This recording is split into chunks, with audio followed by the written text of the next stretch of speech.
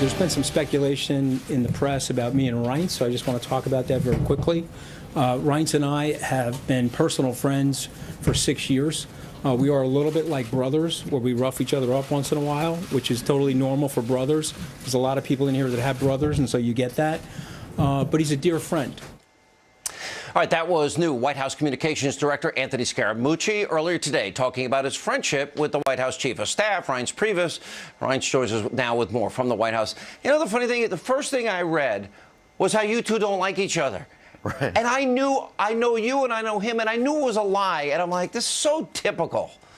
Well, not only that, but when I first came into the RNC, Anthony was one of our regional finance chairman. Obviously, we've done a lot of things together. He was Scott Walker's finance chairman in Wisconsin. You may have seen the clip, I even almost worked for Anthony after the Romney wait a minute, loss. I want to go back to that. Okay. What were you thinking not working with Scaramucci? Because Scaramucci knew how to make money. What were you thinking? He did, and it was a great offer. But he was a close friend. But, you know, I just started at the RNC. It was after the Romney loss, and I knew that there was so much we could get done at the RNC, and obviously I was still going to be working hard. And it was great that we did, because obviously we were able to build an RNC and then work with President Trump and making sure that we won that election in 2016, and he's doing great things. And I think it's a good day for President Trump to get a person in that comms director that he believes in, and really sometimes a fresh start's a good thing. Sean did a great job. He's a dear friend, as everybody knows, but it is good to start fresh. And so Sean gets to start fresh, Anthony gets to start fresh, and most importantly, the president gets to start fresh, and I think that's a good thing. You were close with Sean. You guys worked at the RNC together. I've known you both for a long time. Sean says he didn't really spend a lot of time thinking about it, but it came to him, and this he felt was the right thing to do. The president tried to keep him. So was that a hard day for you on that personal level, because you were so close to him? Yeah, but, you know, I also know how the president operates, in that you look at people that were around the president and might not be working for him anymore. He's still very close to those people. They're still very important to the president. So Sean leaving doesn't mean that Sean isn't going to be out there supporting President Trump, and it doesn't mean that President Trump isn't going to be supporting Sean Spicer. So I've seen how the world around the president works, and it's very healthy, and he cares about his people. And the most important thing is that his people know that he cares about his people. And so there are sometimes we have disagreements, but it doesn't mean that there isn't intense loyalty that goes both directions, and that's a good quality.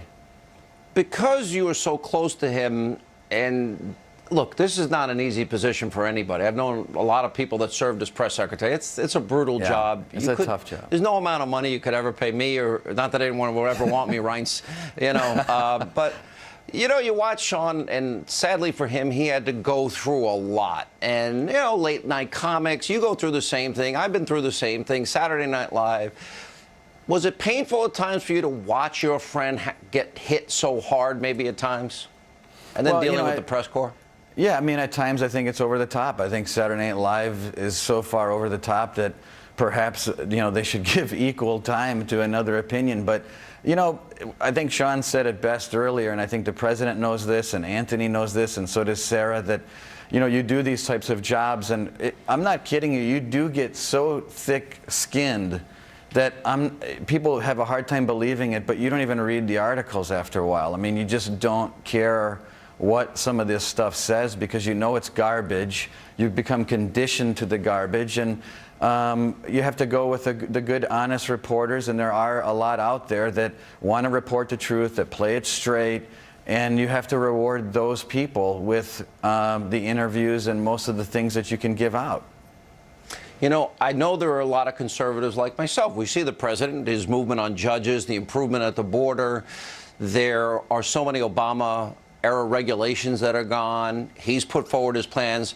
There has been, in my view, a lack of urgency in the Congress. They're not moving fast enough for my satisfaction.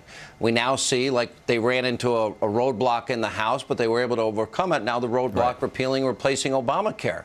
And I know that, you know, after 7 years, people are like, every conservative I know is throwing up their hands saying, what's the problem? Well, look, I mean, it is time for the party to lead on health care. They did a good job in the House, but it's now time for the Senate to get this thing done either this week or soon thereafter. But you look at what the president's done. You look at the deregulation. You look at the realignment in foreign policy. You look at the optimism on jobs, and you look at the unemployment rate. You look at TPP, trade. The amount of work and the amount of accomplishments that this president has put forward and accomplished and checked the boxes, it's staggering. And I think his press release said it well today. It's time to start getting some of that word out there, but also get the credit that he so rightfully deserves. And so this is a good day to start that process and to start fresh. Last question, but I think it's probably the most important, because we got a lot on the media with Sean Spicer. But from my perspective, the Congress, by the end of this year, they've got to get the health care issue done. They've got to get the border wall, the beginning of construction.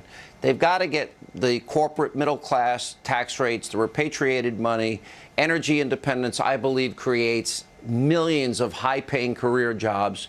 Are you confident, with all your discussions with Congress, all of that is done by the, say, around Thanksgiving, the end of the year?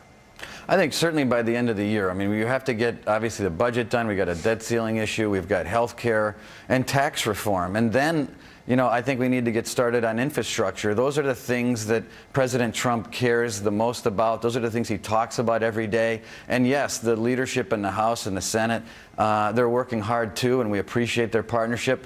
But we have to get results done for the American people. We've got the House, we've got the Senate.